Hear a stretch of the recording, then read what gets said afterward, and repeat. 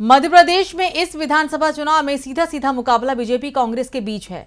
जहां सत्ता पर बने रहने के लिए बीजेपी एड़ी चोटी का जोर लगा रही है, तो वहीं कांग्रेस के बढ़ते जनाधार और मजबूती ने बीजेपी के लिए परेशानी खड़ा कर दिया है। इस बीच अब राज्य में उम्मीदवारों की 5वीं लिस्ट भी जारी करने की तैयारी में बीजेपी है। लेकिन जब सीएम हाउस में बीजेपी के टिकट को लेकर मंथन किया गया और सभी नेता बाहर निकले, तो केंद्रीय मंत्री ज्योतिरादित्य सिंधिया ने पत्रकारों से कुछ ऐसा कह गए कि जिससे वहां मौजूद तमाम लोग हैरान रह गए। तो क्या कहा है सिंधिया ने, देखिए रिपोर्ट। मध्य प्रदेश बीजेपी में कुछ भी ठीक नहीं चल रहा है। बगावत से लेकर कई तरह की खबरों ने सियासी गलियारों को गर्म कर रखा है, लेकिन तमाम बातों को दरकिनार करते हुए बीजेपी एक के बाद एक उम्मीदवारों की लिस्ट जारी कर रही है।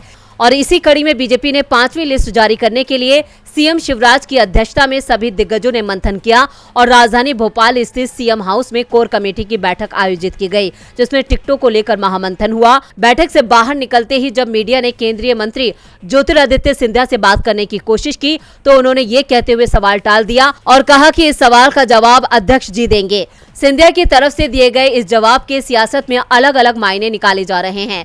इस बात को लेकर भी चर्चा है कि कोर कमेटी की बैठक में केंद्रीय मंत्री ज्योतिरादित्य सिंधिया के चुनाव लड़ने पर भी मंथन हुआ है। खबर ये भी है कि कोर कमेटी की बैठक में केंद्रीय मंत्री ज्योतिरादित्य सिंधिया ने चुनाव लड़ने से मना कर दिया है।